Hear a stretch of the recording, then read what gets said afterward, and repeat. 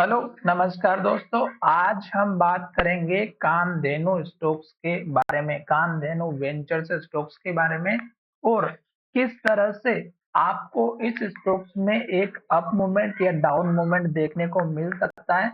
तो आपको यहाँ पर ध्यान देने वाली बात क्या है? सबसे पहले तो हम उसके बारे में बात करेंगे और किस तरह से किसी भी स्टॉक्स में आपको जो वॉल्यूम दिखाई देता है, जैसे कि यहाँ पर आप चेकआउट करिएगा, ये बड़े बड़े बार्स जो आपको दिखाई दे रहे हैं वॉल्यूम के, यहाँ पर वॉल्यूम के बड़े बार्स दिखाई दे रहे हैं, यहाँ पर दिखाई दे रहे हैं।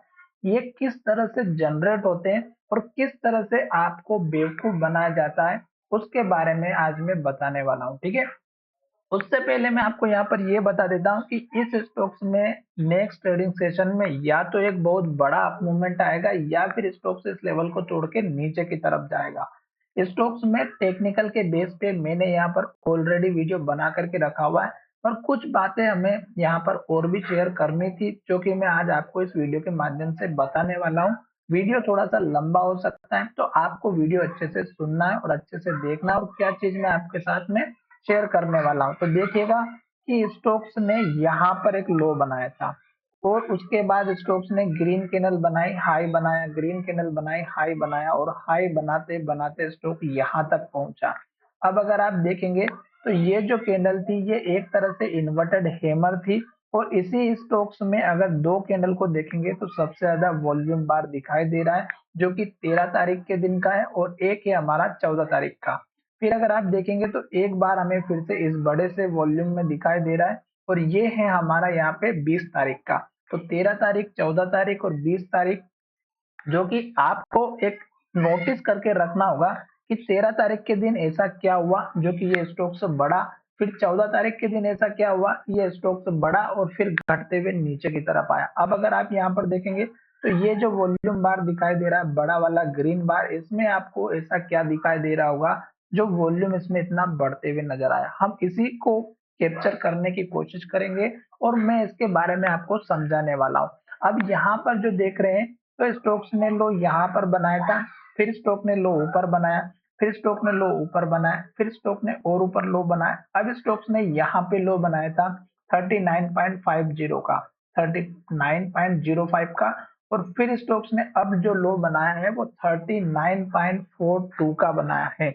तो इसका मतलब ये हुआ कि ये स्टॉक्स धीरे धीरे ऊपर की तरफ जा रहा है और अगर स्टॉक हमारा इस लो को तोड़ेगा तो फिर ये लेवल सपोर्ट का काम करते हुए नजर आएगा, जो ये मैंने भी लो बताया है।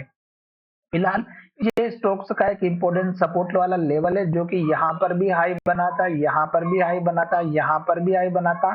तो ये लेवल टूटना शायद थोड़ा सा इम्पॉसिबल है, पर यहाँ पर ये जो वॉल्यूम बार आपको दिखाई दे रहे हैं ये हमें बेवकूफ बना करके इस लेवल को तोड़ करके भी नीचे जा सकते हैं और हम शायद वॉल्यूम के चक्कर में इस स्टॉक्स में या तो फंस सकते हैं या फिर इसे एक बड़ा मूवमेंट मिलने वाला है वो हमें नहीं मिलेगा।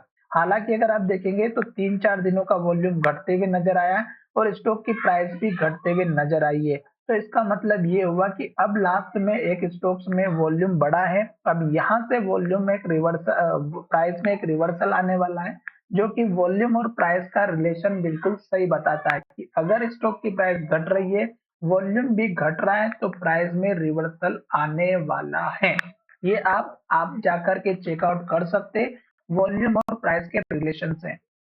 अब यहाँ पर देखिएगा कि ये जो कहानी यहाँ पे मैं आपको बता रहा हूँ ये कल के दिन आपको एक बहुत बड़ा मूवमेंट दे सकती है अगर मार्केट पॉजिटिव रहता है मंडे के दिन। तो अब आपका यहाँ पे पहला टारगेट छोटा वाला इस कैंडल का हाई रहेगा 41 रुपए 54 पैसे का, जो कि मैंने यहाँ पर बना करके बता रखा है। दूसरा टारगेट इस कैंडल के लो का रखिएगा 42 रुपए का।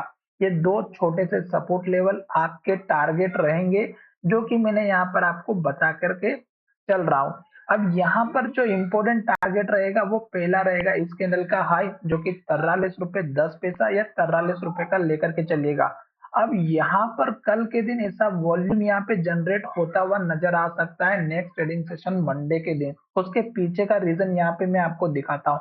मैंने यहाँ पे 13 तारीख, 14 तारीख और यहाँ पे 1 तारीख और ये जो कुछ 2 तारीख ऐसे मैंने यहाँ पर आपको लेवल्स बताए, ठीक है। तो हर एक कैंडल में अगर आप देखेंगे तो यहाँ पर जो है आप अगर सर्च करेंगे bulk deal, Kamdhenu venture share bulk deal. तो आप किसी भी वेबसाइट पे जाके चेकआउट कर सकते हैं। मैंने यहाँ पे कामधेनु की ट्रेंड लाइन वाली जो वेबसाइट है उस पे जाके चेकआउट किया। तो यहाँ पर आप देखिएगा, यहाँ पर जो इस स्टॉक्स की जितनी भी बल्क डील ब्लॉक डील हुई है वो यहाँ पर हमें दिखाई देगी। तो यहाँ पर देख सकते हैं, यहाँ पे स्टॉक की प्राइस दिखाई देगी, नाम दिखाई देगा, टोटल शेयर कितने ट्रेड हुए, बीएससी एनएससी सब कुछ यहाँ पे दिखाई देगा। और भी आपको यहाँ पे देखना है buy sell, financial, technical, share holding, corporate action, alert, वो सब आप यहाँ पे चेकआउट कर सकते हैं। हम आ चुके हैं बल्क डील के ऊपर। तो यहाँ पर देखिएगा क्लाइंट का नेम, जो कि इस स्टॉक्स को किस कंपनी ने खरीदा है या किस इंसान ने इसको खरीदा है। बल्क डील देख सकते हैं, एक्शन देख सकते हैं, परचेस हुआ या सेल हुआ है, और फिर यहाँ पे डेट देख सकते हैं, फिर यहाँ पे एवरेज प्राइस, जिस स्टॉक्स में इन्होंने एवरेज प्राइस लिया है उसके बारे में, और कितनी क्वांटिटी यहाँ पे इन्होंने बाय और सेल की है, कौन से एक्सचेंज पे की है। तो मैंने आपको यहाँ पर क्या चीज बताई थी कि आज जो है यहाँ पर देखिएगा 2 तारीख के दिन लास्ट में 5 एक्टिविटी हुई है बड़ी सी, जिसमें से हर एक में देखेंगे तो यहाँ पे H R T I private limited है, और यहाँ पर देखिए H R T I private limited, इसी कंपनी ने इस स्टॉक में सेल किया है 42 रुपए 10 पैसे से 16 लाख क्वांटिटी, और इसी कंपनी ने 42 रुपए 17 पैसे से परचेज भी किया है। तो आप समझ रहे हैं कि स्टॉक्स में, एक ही स्टॉक्स में वॉल्यूम को जनरेट करने के लिए या क्विक प्रॉफिट लेने के लिए इन्होंने क्या किया, यहाँ पे 42 रुपए 10 पैसे पे सेल किया, और यहाँ पे 42 रुपए 17 पैसे पे फिर से बाय किया। तो इन्होंने क्या किया, एक ही दिन में 16 लाख जो है शेयर यहाँ पे सेल किए, और यहाँ पर देखिएगा 14 लाख के आसपास शेयर इन्होंने बाय किए हैं। तो इसका मतलब अभी भी 2 लाख शेयर का डिफरेंस हमें यहाँ पे दिखाई दे रहा है। तो हो सकता है कि या तो इन्होंने जो ये स्टॉक्स ऑलरेडी जो सेल किए थे, या इनके पास पहले से सेल ये स्टॉक्स इनके पोर्टफोलियो में रखे होंगे। तो यहाँ पर आप देखिएगा नीचे बल्क डील परचेस 1 जुलाई के दिन उन्होंने 41 रुपए 67 पैसे से परचेस किए थे 17 लाख शेयर। फिर इसी कंपनी ने 17 तारीख के 1 तारीख के बाद यहाँ पर अगर आप देखेंगे तो H R I T I के नाम से देखिएगा सेल किया हुआ था 1 तारीख के दिन 41 रुपए 41 पैसे पे। तो इसका मतलब ये हुआ कि इन्होंने फिर से पुराने शेयर्स को सेल आउट किया होगा, और फिर से नए शेयर्स इस रेट पे इन्होंने परचेस किए होंगे। ठीक है, यहाँ पे टोटल 19 लाख है, यहाँ पे 17 लाख है। तो अगर शेयर, अगर आप सोचे सेम डे अगर स्टॉक्स को निकालना है बाय करके और सेल करके, तो 17 लाख शेयर परचेस किए और 17 लाख शेयर यहाँ पे सेल होना था, पर इनके पास जो डिफरेंस है वो 2 लाख शेयर का है। तो इसका मतलब ये हुआ कि इनके पास पहले से और भी शेयर रखे हुए थे होल्डिंग में। तो यहाँ पर देखिएगा, ये देखिएगा यहाँ पे H R T I private limited purchase 28 जून के दिन 40 रुपए 24 पैसे से, और 19 लाख 98 हजार यहाँ पर शेयर दिखाई दे रहे हैं। तो यहाँ पर हो सकता है कि ये वाले जो शेयर थे इन्होंने यहाँ पे सेल आउट किए हो, और फिर उन्होंने फिर से नई परचेसिंग की हो। तो इस तरह से आपको यहाँ पे वॉल्यूम चेकआउट करते रहना है, किस कंपनी ने कितने स्टॉक्स लिए। तो यहाँ पर देखिएगा 28 के दिन उन्होंने 2 ट्रेड की, कौन कौन सी ट्रेड की, यहाँ पे 27 के दिन भी ट्रेड की, 28 के दिन भी ट्रेड की। तो इसका मतलब ये हुआ कि यहाँ पर आप देखेंगे तो 27 के दिन इन्होंने फिर से जो है सेल, यहाँ पे सेल किया 27 जून के दिन 21 लाख शेयर, फिर से परचेस किया इन्होंने 27 जून के दिन 21 लाख शेयर, सेम डे इन्होंने यहाँ पे इतनी क्वांटिटी बाय और सेल आउट की है। तो इस तरह से आपको वॉल्यूम चेकआउट करना। फिर देखिएगा 26 जून के दिन इन्होंने फिर से इस कंपनी में स्टॉक्स में 15 लाख शेयर बाय किए। तो इस तरह से ये स्टॉक्स में बाइंग सेलिंग चलती हुई नजर आती है। अब लास्ट ट्रेडिंग सेशन में देखेंगे तो यहाँ पे 2 जुलाई के बाद से ऐसी कोई भी एक्टिविटी नहीं दिखाई दे रही है, जिसमें कि 3 और 4 तारीख और 5 तारीख, 3 तारीख 4 तारीख और 5 तारीख में ऐसी कोई भी एक्टिविटी नजर नहीं आ रही है जो कि स्टॉक्स में बाय और सेल की है। अब मेरे कहने का मतलब ये है कि 2 तारीख के बाद से 3 तारीख 4 और 5 तारीख में इस स्टॉक्स में कोई भी एक्टिविटी नहीं हुई ऐसी बड़ी बाइंग और सेलिंग की। तो अब जो नया मंडे वाला सेशन चालू होगा उसमें या तो डेफिनेटली बाइंग होगी या डेफिनेटली सेलिंग होती हुई नजर आएगी। तो अगर स्टॉक्स में पुराने लेवल्स पर स्टॉक्स खरीद के रखे होंगे इन लोगों ने, तो यहाँ पर ये सेल आउट करने की कोशिश करेंगे, और अगर स्टॉक्स को ऊपर लेकर के जाना है तो वो कल के दिन शायद बाइंग करें और फिर इस स्टॉक्स को एक दो दिन होल्ड करके फिर से सेल आउट करें। तो आप यहाँ पर देखिएगा, इस कंपनी का नाम देख सकते हैं, इन्होंने परचेसिंग की थी 2 जुलाई के दिन 42 रुपए की रेट पर, और यहाँ पर देखिएगा इन्होंने टोटल जो शेयर खरीदे हैं 23 लाख शेयर, ठीक है। अब इन्होंने यहाँ पे 13 लाख 14 लाख शेयर खरीदे थे, इसी कंपनी ने उसी दिन सेम डे 16 लाख शेयर बेच भी दिए थे। तो इसका मतलब ये था कि इसके पास में अभी भी शेयर रखे हुए हैं 42 रुपए की रेट से, और यहाँ पे इन्होंने टोटल 23 लाख शेयर परचेस किए थे, 16 लाख शेयर का सेल आउट कर दिया। तो अभी भी इनके पास कुछ शेयर्स रखे हुए, हो सकता है कि ये कल के दिन और स्टॉक्स परचेस करें और एवरेज करके प्राइस को सेम डे ये निकालने की कोशिश करें, ठीक है।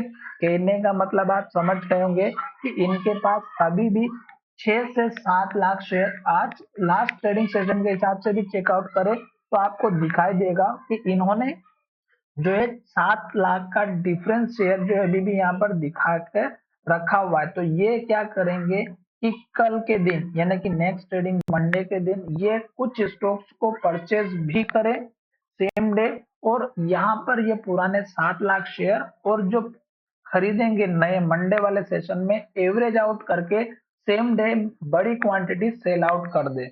इस बात का ध्यान रखिएगा, क्योंकि इन्होंने 42 रुपए के शेयर पे परचेसिंग करके रखी है, और यहाँ पर इनकी जो एवरेज प्राइस बनेगी कल के दिन यानी कि मंडे के दिन खरीदने का, वो शायद 41 रुपए पे रहे, 41.5 पे रहे, या 42 के आसपास भी रहे, और जैसे स्टॉक से इनके एवरेज के ऊपर जाएगा वो सारी क्वांटिटी सेल आउट कर देगा। तो इस तरह से यहाँ पे ये जो प्राइस में डिफरेंस होता है और ये जो क्वांटिटी में डिफरेंस होता है, ये आपको अच्छे से समझ में आ गया होगा।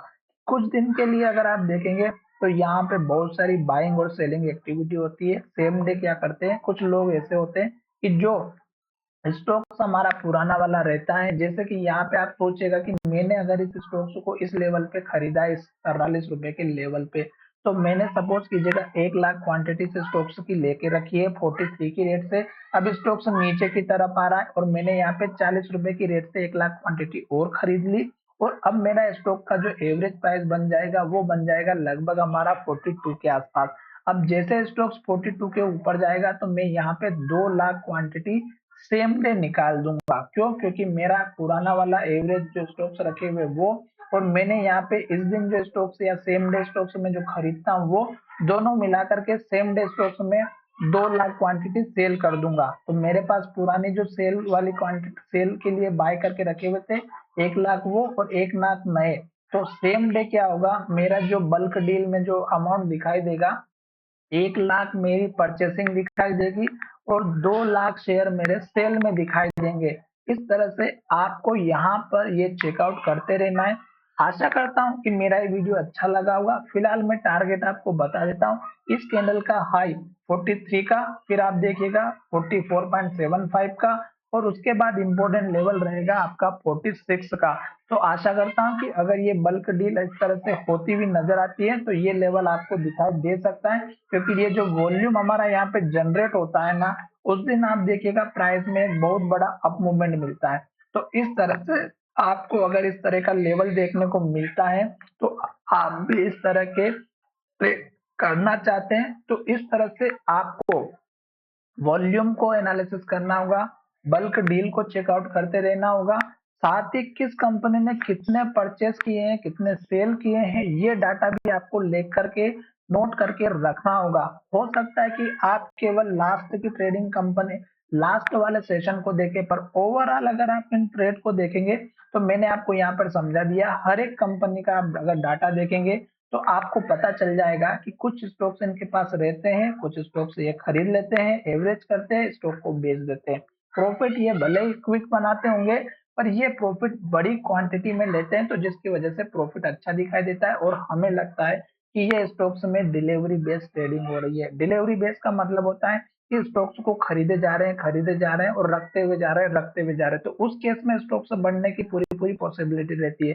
पर इस तरह के स्टॉक्स में क्या होता है, बाइंग भी होती है, सेलिंग भी होती है, तो सेम डे स्टॉक्स में बहुत बड़े वॉल्यूम आता है और स्टॉक की प्राइस वहीं के वहीं रुक जाती है, एक रेंज के अंदर रह जाती है।